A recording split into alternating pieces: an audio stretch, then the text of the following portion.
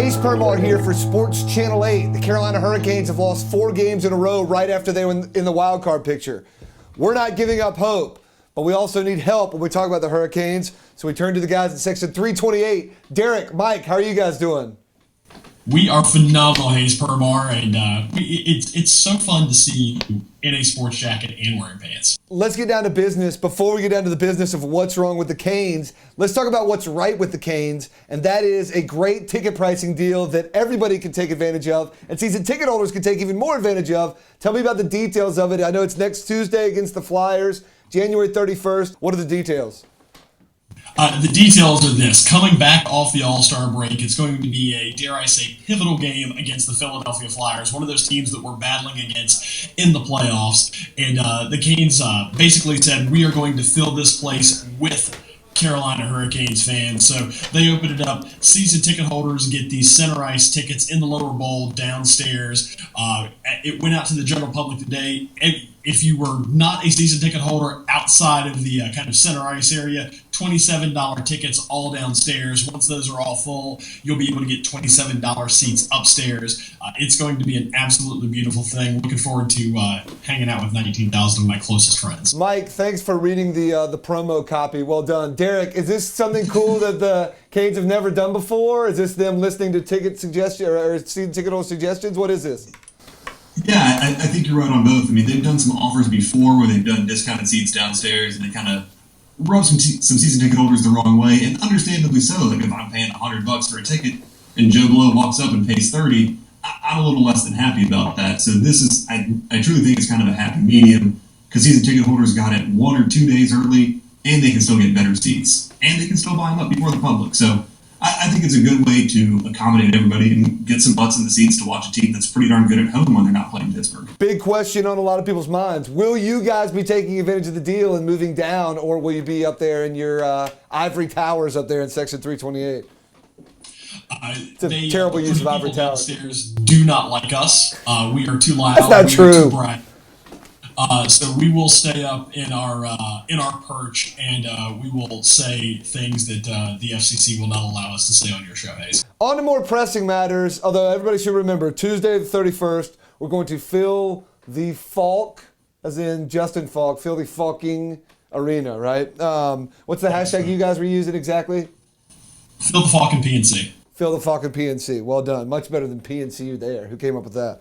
I don't know. Once something good happened for the Canes, they made it into the wild card picture with a pretty good win streak. Then everybody got excited and talked about it, and it ruined it because now we've lost 4 in a row. Is it jinx or actually what's happening on the ice? Why have the Canes been stinking?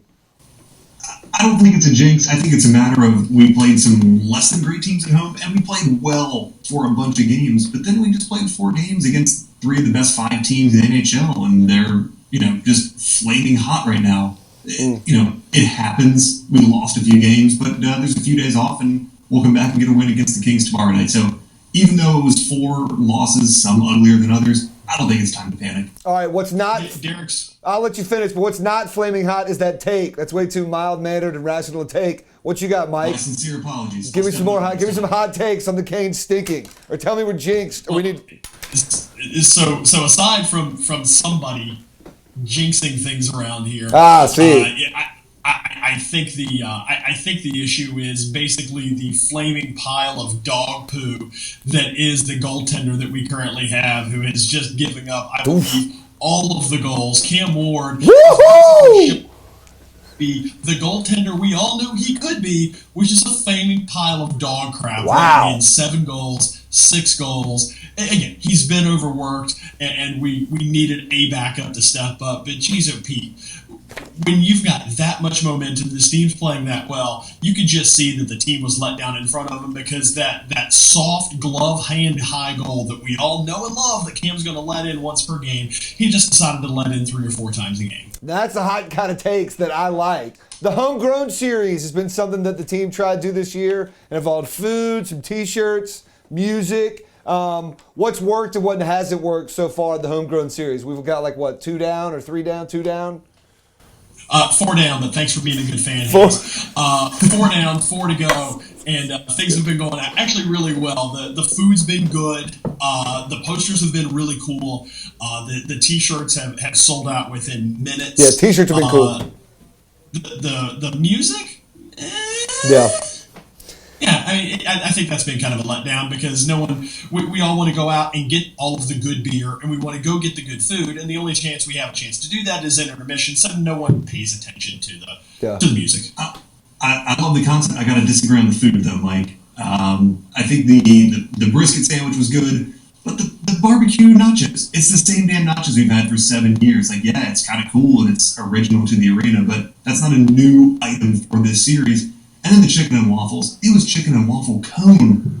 That's not chicken and waffles. Yeah, I saw that was a little odd. The chef inside the PNC arena is a complete hack. And if he had any guts, he would give us something awesome like, corn dog nuggets and sriracha mustard or something. Okay. The people have spoken. Corn dog nuggets with sriracha mustard. It's cool to see him trying stuff. I'm sure they'll evaluate what's working, what hadn't. Like you said, the posters and T-shirts been very cool, and good to see them trying new stuff. Last question. We have a new governor. He likes the Hurricanes, as well as gay and transgender rights and other important things like that. But on the Hurricanes, he goes to games, he talks about the Canes. He's not there every night, and hopefully he'll be working so hard that he can't make it to all the games. What's it going to take to get Roy Cooper in Section 328?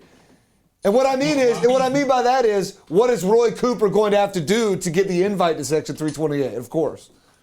I think the first thing Roy Cooper is going to have to do is he is going to have to find himself a good 6-pack of local Raleigh beer. Six-pack. I think if he were to rolling come hard. with Two handles from our folks. Handles now. Trophy.